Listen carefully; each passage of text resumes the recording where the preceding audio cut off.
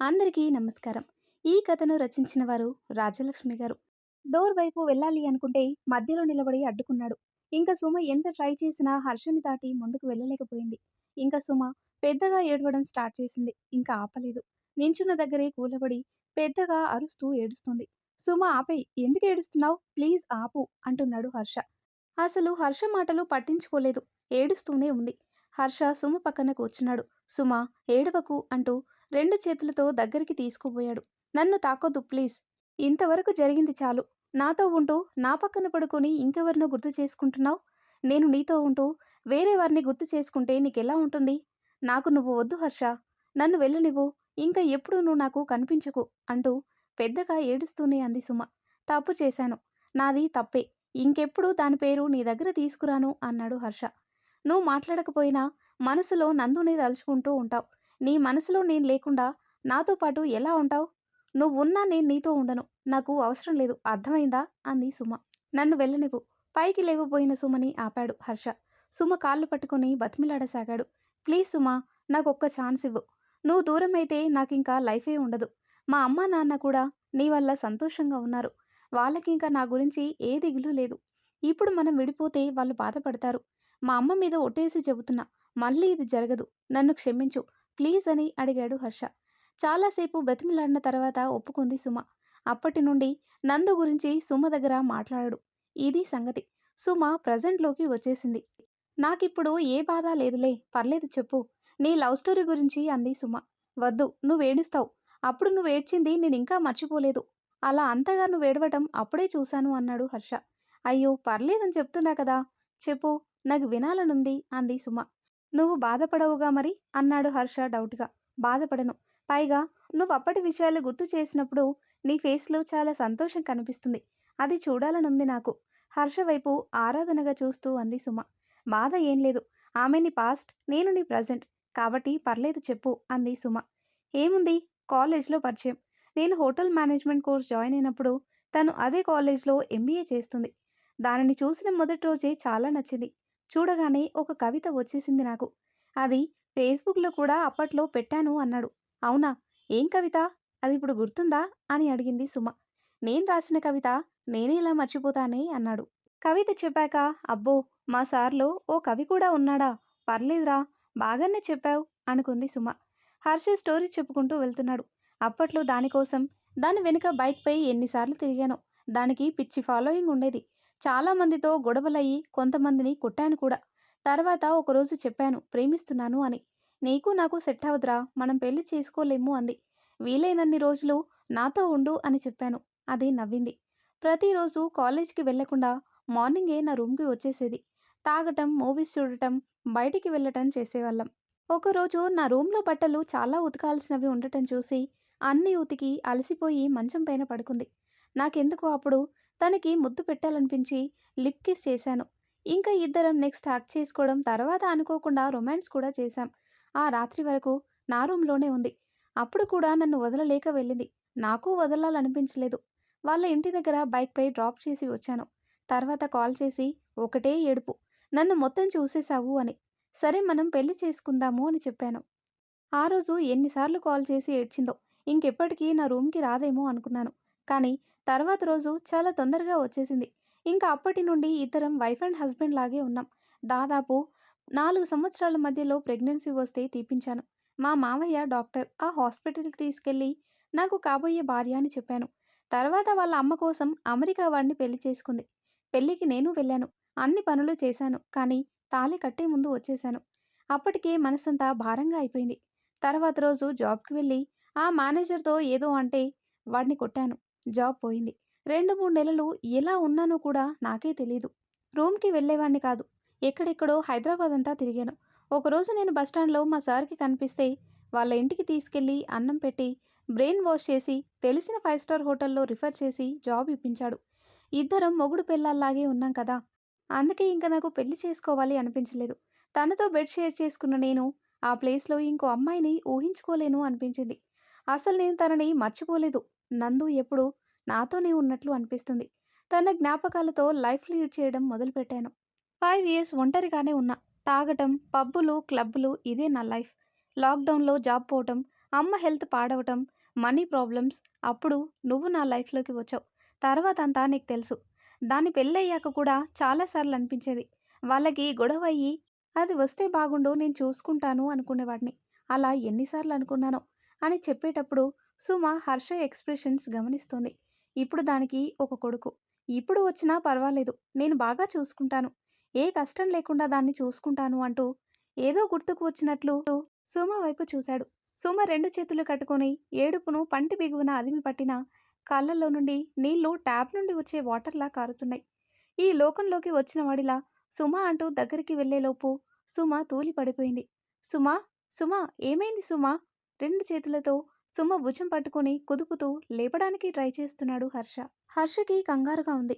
సుమ ఎప్పుడూ ఇలా పడిపోవడం తను చూడలేదు. అసలేమైందో అర్థం కావట్లేదు. వాటర్ తీసుకొచ్చి ఫేస్ మీద ఎక్కువగా చల్లాడు. సుమ అంటూ బుగ్గల మీద 2 చేతులతో కొట్టాడు. ఆ అంటూ మెల్లిగా కళ్ళు తెరిచింది సుమ. ఏమైంది సుమా? అడిగాడు హర్ష. తెలీదు నిర్లిప్తంగా సమాధానం చెప్పింది సుమ. సుమని బెడ్పై పడుకోబెట్టాడు. ఆమె పక్కనే కూర్చొని హాస్పిటల్‌కి వెళ్దామా? ఇప్పుడు నీ హెల్త్ ఎలా ఉంది? అంతా ఓకేనా? అని అడిగాడు హర్ష. హాస్పిటల్‌కి వెళ్తే అక్కడ నేను నీకేమవుతానని అడుగుతారు. ఏం చెప్తావు? అని అడిగింది. నా వైఫ్ అని చెప్తాను అన్నాడు హర్ష. ఇప్పుడు కూడా నువ్వు నందు నీ దగ్గరికి వస్తే బాగుంటుందని అనుకుంటున్నావంటే నేను నీ వైఫ్ అని నీకు గుర్తుందా? తనని నీ దగ్గర పెట్టుకుంటాను అంటున్నావు.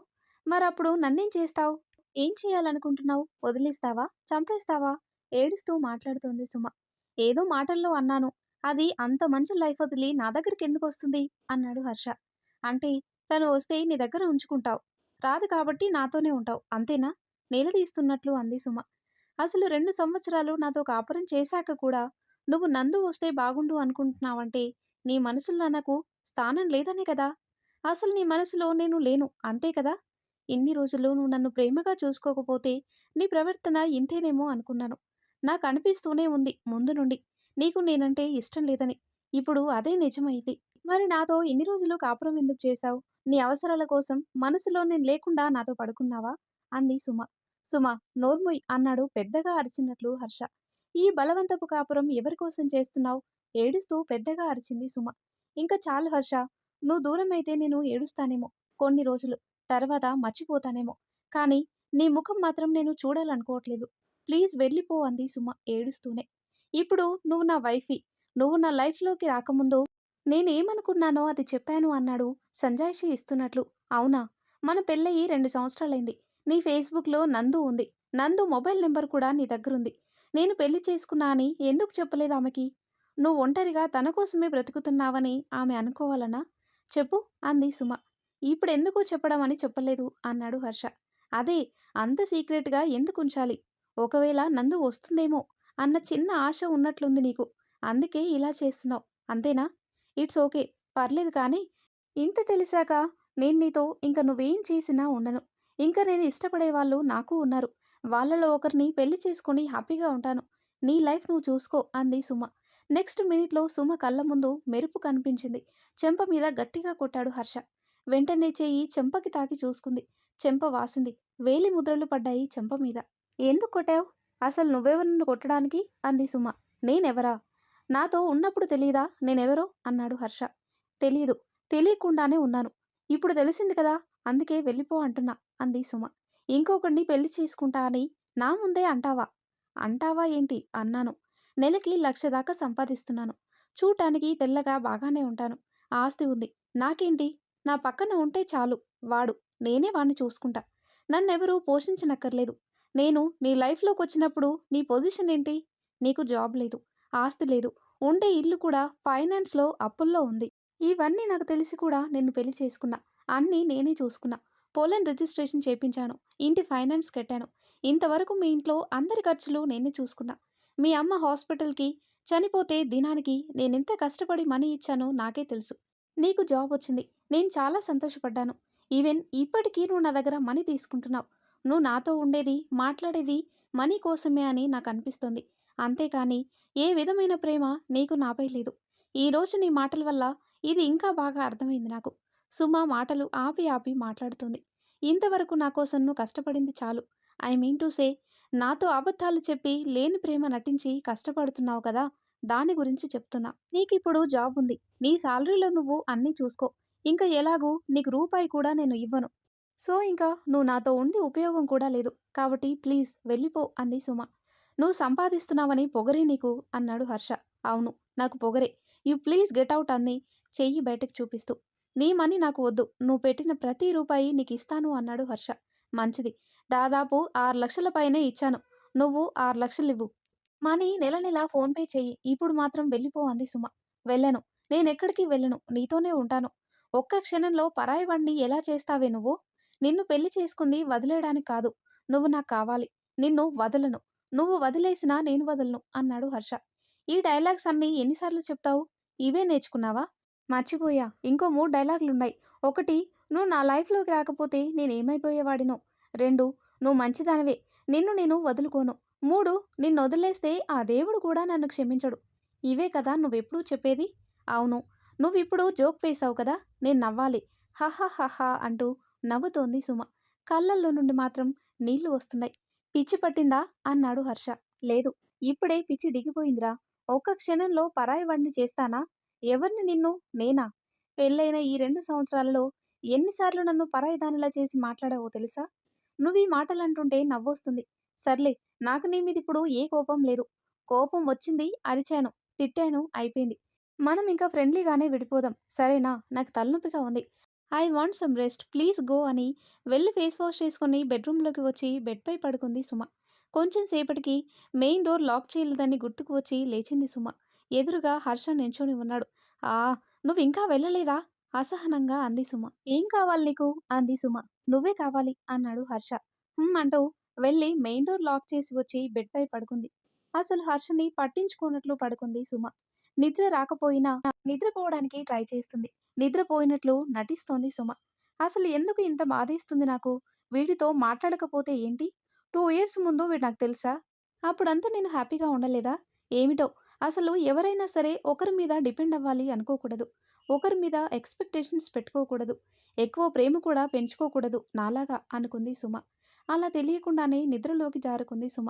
సుమకి మెలకువ వచ్చింది. ఇల్లంతా చీకటిగా ఉంది. లేచి లైట్ వేద్దామని కాలు కింద పెట్టింది. అప్పుడు అర్థమైంది. హర్ష ఇక్కడే పడుకొని ఉన్నాడు అని. లేచి లైట్ వేసింది. హర్షని లేపింది. చూడు హర్ష, నా గురించి నీకు బాగా తెలియదు. నాకొకరు కావాలి అనుకుంటే ఎంత దూరమైనా వెళ్తాను. వద్దు అనుకుంటే అసలు వాళ్ళ వైపు కూడా చూడను. కాబట్టి ఈరోజు మార్నింగ్ వరకు నువ్వు కావాలి అనుకున్నా కాబట్టి అన్నీ చేశాను. బట్ ఇప్పుడు వేరు. ఇన్ని రోజులు మన మధ్య జరిగిన గొడవలు నేను మర్చిపోవటం వేరు. ఈరోజు జరిగింది నేను మర్చిపోలేను. ఇంక నుంచి నిన్నెప్పుడు చూసినా నాకు ఈరోజు నువ్వు మాట్లాడిన మాటలు గుర్తుకు వస్తాయి. ఇంకా మన మధ్య రిలేషన్ నార్మల్ అవ్వదు. కాబట్టి నువ్వు మీ నాన్న దగ్గరికి వెళ్ళి అటునుండి ఢిల్లీకి వెళ్ళు. ఇక నుండి నువ్వు ఇబ్బంది పడుతూ నన్ను ఇబ్బంది పెట్టడం ఎందుకు అంది. హాల్లోకి వెళ్ళి టీవీలో the last man on earth series చూస్తోంది. ఇంట్రెస్టింగ్గా అనిపించింది సుమకి. వైరస్ వల్ల అందరూ చనిపోయి ఒక్కరే బ్రతికితే ఆ లైఫ్ గురించి చాలా బాగుంది స్టోరీ. మానవుడు సంఘజీవి ఒక్కడే బ్రతకలేడు అనుకుంది సుమ. హర్ష వాటర్ బాటిల్ తీసుకొని హాల్లోకి వచ్చాడు. స్టోరీ బాగుంది కదా అన్నాడు. మీ నందుని అడుగు, నాతో మాట్లాడకు అంది సుమ. సరే నాకు మూడొచ్చింది, బెడ్రూమ్కి రా. మూడొస్తే నందుని పిలు అనకు. అది వేరే వాడి భార్య. నోరు జారి ఏదో వాగాను. తప్పే. నాకొకటి చెప్పు. ఈ 2 సంవత్సరాలలో మనకి ఎప్పుడు గొడవైనా నువ్వెప్పుడైనా మాట్లాడావా? ఎప్పుడూ నేనే మాట్లాడతాను. నేనే నిన్ను దగ్గరికి తీసుకుంటాను. ఎప్పుడూ తప్పు నీదే ఉంటుంది. అందుకే నువ్వే సారీ చెప్తావు సమర్థించుకుంటూ అంది సుమ. ఇదే ఈ పొగరు తగ్గించమనేది. ముందు చెప్పేది విను. నీకు సారీ చెప్పేది ఎందుకో తెలుసా? నీకు దూరంగా ఉండలేక. నీకు దూరం అయిపోతానేమో అని భయం. నీకు ఈగో ఉంది. నువ్వు తగ్గి నాతో మాట్లాడవు. నేను మగవాడినైనా భర్తని. అయినా నేనే సర్దుకుపోతున్నా. అసలు 2 ఇయర్స్ నుండి మన రిలేషన్‌షిప్ ఉంది అంటే కారణం నేనే. నా వల్లే మనం కలిసి ఉన్నాం. ఎన్ని గొడవలైనా తప్పెవరిదైనా గొడవ మర్చిపోయి నువ్వు కూడా మర్చిపోయేలా చేసి మన రిలేషన్‌షిప్‌ని నిలబెట్టుకుంటూ వస్తున్నా అన్నాడు హర్ష. నువ్వు చెప్పింది నిజమే. నేను ఎక్కువ కేరింగ్, లవ్ చూపించను. కానీ గొడవైనప్పుడు, నువ్వు కోపంలో ఉన్నప్పుడు నిన్ను వదిలి ఎంత పని ఉన్నా నేనెక్కడికి వెళ్ళకుండా నీతోనే ఉంటాను. నిజమే కదా? చెప్పు నిజమా కాదా? అడిగాడు హర్ష. నిజమే అంది సుమ. మరి దీన్నేమంటారు? ప్రేమ కాదా? మరేమిటి? అసలది కాదు. కరోనా సెకండ్ వేవ్‌లో నీకు హెల్త్ బాలేదంటే నేను హాస్పిటల్‌కి తీసుకెళ్ళి పక్కనే ఉండి చూసుకున్నాను కదా! దాన్నేమంటారు? ప్రేమ కాదా? ప్రేమంటే ఏంటి? నువ్వు చెప్పు. రోజు గంటల తరబడి మాట్లాడుకోవడం, ఎప్పుడూ గొడవలు పడకపోవడం ఇదేనా నీ దృష్టిలో ప్రేమంటే? అలా కాదు. ఎన్ని గొడవలైనా విడిపోకూడదు. గొడవలైనా కలిసుండాలి. నువ్వు లేకుండా నేనుండలేననిపించాలి. నాకలా అనిపించింది సుమా. నువ్వు లేకుండా నేనుండలేనని. నీకు నా పైన ఉండేది ప్రేమ. నాకు మాత్రం నీ పైన ఉండేది ప్రేమ మాత్రమే కాదు. అన్‌కండిషనల్ లవ్ అంటే నో కండిషన్స్. Only love. నువ్వేం చేసినా, ఎలా ఉన్నా నిన్నిష్టపడుతూనే ఉంటాను. అందుకే నీ కాళ్ళైనా పట్టుకొని గొడవని ఆపేస్తాను. నువ్వు దిగజారి కాళ్ళు పట్టుకుంటున్నా అనుకుంటున్నావా? అనుకున్నా పర్లేదులే. ఇదేంటి ప్రేమ కాదా? మార్నింగ్ నుండి నేను నోరు జారినందుకు నాకు వేసిన శిక్ష చాలు. దయచేసి నార్మల్‌గా ఉండు. కావాలంటే కోపం తీరే వరకు నన్ను కొట్టు అన్నాడు కళ్ళు మూసుకుంటూ. నిజంగానే ఆ చెంప మీద, ఈ చెంప మీద 2 దెబ్బలు కొట్టింది సుమ. కోపం తగ్గిందా? ఆకలి వేస్తుంది. పద తిందాం అన్నాడు హర్ష. నాకు ఆకలిగా లేదు. నువ్వు తిను పెడతాను అంది సుమ. లేదు. ఇద్దరం తింటున్నాం. ఇద్దరం కలిసి స్నానం చేస్తున్నాం అన్నాడు హర్ష. అమ్మో! కావాలంటే నీకు స్నానం చేపిస్తాను. అంతే. నేను తర్వాత చేస్తాను అంది సుమ. ఇన్ని రోజులైంది పెళ్ళయి. ఇంకా కొత్తేనే నీకు అన్నాడు హర్ష. రైస్, పప్పు వడ్డించి ఆమ్లెట్ చేసేనా? అప్పడాలు చేసేనా? అని అడిగింది సుమ. వద్దు బెండకాయ ఫ్రై చేసి పెరుగు పెట్టు అన్నాడు హర్ష. నీ సంగతేంటి? నువ్వు తినవా? అని అడిగాడు హర్ష. లేదు. నేను జ్యూస్ తాగుతాను. ఈ మధ్య నైట్ అదే చేస్తున్నా. ఇప్పుడు 62 ఉన్నా. తగ్గాలి అందుకు అంది సుమ. ఫుడ్ విషయంలో మెచ్చుకోవచ్చు. పచ్చడి పెట్టినా కడుపు నిండా తింటాడు. అది కావాలి, ఇది కావాలని అస్సలడగడు అనుకుంది సుమ. ఏంటి స్నానానికి రెడీనా? అంది సుమ. లేదమ్మా కొంచెం సేపు తర్వాత చేస్తాను. ఇప్పుడే కదా తిన్నాను అన్నాడు హర్ష. ముందు స్నానం చేసి తర్వాత తినాల్సింది. నేను అదే చెప్పాలనుకున్నా. నువ్వు ఆకలనేసరికి భోజనం పెట్టేశాను అంది సుమ. సరే నువ్వు టీవీ చూడు కిచెన్‌లో పని ఉంది. వచ్చి స్నానం చేపిస్తాను అని వెళ్ళింది సుమ. సుమ పిలిచాడు హర్ష. వాటర్ కోసం పిలిచాడేమో అని వాటర్ బాటిల్ తీసుకొచ్చి బెడ్‌పై పడుకున్న హర్ష చేతిలో పెట్టి తాగు అంది సుమ. వాటర్ కోసం కాదు. టీవీ ఆన్ చేసి రిమోట్ చేతికిచ్చి ఏసీ ఆన్ చేసి వెళ్ళమ్మా అన్నాడు హర్ష. ఏయ్! అన్నీ ఈ రూమ్‌లోనే పెట్టుకొని నన్ను కిచెన్ నుండి పిలిచావేంటి? అని అడిగింది సుమ. హస్బెండ్స్ పని చెయ్యరే మేనేజ్ చేస్తారు అన్నాడు హర్ష. అవునురా బెడ్ మీద కూడా అంతేగా? నవ్వుతూ ఏసీ ఆన్ చేసి టీవీ రిమోట్ హర్ష చేతికిచ్చి వెళ్ళింది సుమ. కిచెన్‌లో పని ముగించుకొని బెడ్‌రూమ్‌లోకి వచ్చింది సుమ. నేను స్నానం చేసి వచ్చాను. ఇప్పుడు నీకు స్నానం చేపిస్తే నా బట్టలు తడిస్తే ఎలా? పైగా నా కాళ్ళు పట్టేసింది. నువ్వు స్నానం చేసిరా. గ్రీజర్ ఆన్ చేసి వచ్చాను అంది సుమ. సరే అని హర్ష వెళ్ళాడు. ఏంటో ఈ గొడవలు. రేపు హర్షని తీసుకుని గుడికి వెళ్ళాలి. ఇంక నుండి ఏ గొడవలు మా మధ్య రాకూడదు అనుకుంటూ తన మొబైల్ తీసుకుంది. Switch off. ఛార్జింగ్ పెట్టే అలవాటుంటే కదా మనకి. ఎప్పుడో గుర్తుకొచ్చినప్పుడు పెడతాను. బిజినెస్ చేసేవాళ్ళ నెంబర్ అవైలబుల్‌లో పెట్టుకోవాలి కదా! దీనివల్ల ఎంత బిజినెస్ పోతుందో అనుకుంటూ మొబైల్‌కి ఛార్జింగ్ పెట్టి హర్ష మొబైల్ తీసుకుంది సుమ. పాస్వర్డ్ తెలియటంతో ఓపెన్ చేసింది. పెళ్లికి ముందు, పెళ్లి తర్వాత చాలా సార్లు హర్ష మొబైల్ చూసింది. వాట్సాప్, ఫేస్‌బుక్ అన్నింటిలో అబ్బాయిలతో చాట్సే ఉంటాయి. సిగరెట్, మందు తాగినా అమ్మాయిల జోలికి వెళ్లకుండా ఉంటాడు. అందుకు మెచ్చుకోవచ్చు అనుకుంటూ వాట్సాప్ ఓపెన్ చేసింది. బేబీ బేబీ అనుకుంటూ చాట్స్. ఇద్దరూ బేబీ అనే అంటున్నారు. పైగా వీడియో కాల్స్ చేసుకుని ఉన్నారు. హాయ్ బేబీ అని వీడు అంటే వాట్ బేబీ అని దాని రిప్లై. చాలా ఎక్కువ మెసేజ్‌లున్నాయి. అప్పుడప్పుడు డియర్, అప్పుడప్పుడు బేబీ. సుమకి ఆ మెసేజ్‌లు చూసి ఒళ్ళు మండిపోయింది. వెంటనే ఆ నెంబర్ స్క్రీన్‌షాట్ తీసి తన మొబైల్‌కి సెండ్ చేసుకుంది. సుమ స్క్రీన్‌షాట్ సెండ్ చేసిన ఫోటో డిలీట్ చేసింది. నేననుకున్నదే అయినట్లుంది. జాబ్‌కెళ్ళే ముందు, వెళ్ళాక ఎన్నో సార్లు చెప్పాను. నీకోసం నేనొకదాన్ని ఇక్కడ ఉన్నానని గుర్తుపెట్టుకో. ఏ అమ్మాయి జోలికి వెళ్ళొద్దు అని చిలక్కి చెప్పినట్టు చెప్పాను. మళ్ళీ మళ్ళీ ఎందుకు చెప్తావు? నా మీద నమ్మకం లేదా? అని మాట్లాడాడు. ఇప్పుడు చేసిందేంటో. మనీ కూడా అడిగింది. పంపాడు. నాకు నార్మల్ ఫోన్ చేయడానికి టైం లేదు కానీ, దానికి వీడియో కాల్ చేయడానికి టైముంది దున్నపోతు. వీడినసలు ఏం చేసినా పాపం లేదు. ఎప్పుడు కాల్ చేసినా, మెసేజ్ చేసినా వర్క్ అని మాట్లాడి, తర్వాత చేస్తాను అంటాడు. రాత్రి కాల్, మెసేజ్ చేస్తే నిద్ర అంటాడు. మరి దీంతో ఎలా మాట్లాడాడో? మగబుద్ధంటే ఇదేనేమో అనుకుంటూ పక్కకి వచ్చి ఆ నెంబర్‌కి మెసేజ్ చేసింది సుమ. నేను హర్ష వైఫ్. నీకు మా ఆయనకి మధ్య ఏముంది? ఎందుకు మా ఆయనకి మెసేజ్‌లు పెట్టావు? మీరు వీడియో కాల్స్ ఎందుకు చేసుకున్నారు? నేను మీ చాట్స్ అంతా చూశాను. నిన్ను బ్లేమ్ చేయడం లేదు. నాకు నిజం కావాలి. చెప్పు ప్లీజ్ అంటూ హిందీలో మెసేజెస్ పెట్టింది. ఆ తర్వాత ఏం జరిగిందో, అసలు ఆ అమ్మాయి ఎవరో, ఆ అమ్మాయికి, హర్షకి మధ్య ఉన్న రిలేషన్ ఏంటో నెక్స్ట్ వీడియోలో తెలుసుకుందాం. ఈ స్టోరీ మీకు నచ్చితే తప్పకుండా లైక్ చేయండి. ఇలాంటి మరిన్ని ఇంట్రెస్టింగ్ స్టోరీస్ కోసం మన ఛానల్‌ని సబ్స్క్రైబ్ చేయండి. Thanks for watching.